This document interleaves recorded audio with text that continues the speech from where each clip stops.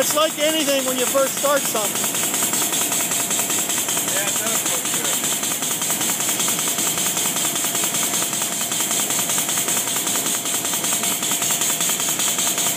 About probably a little over 100 psi down there. Well, that's good. What do you got this? How many bar you got running there? How many bar you got? That's what we. Okay, that's what we need. So we're going 7 bar pressure. Well, it's actually around 6. 6 bar pressure. I had 7 until we started up here. So we got 6 bar pressure and how many feet? 80 feet?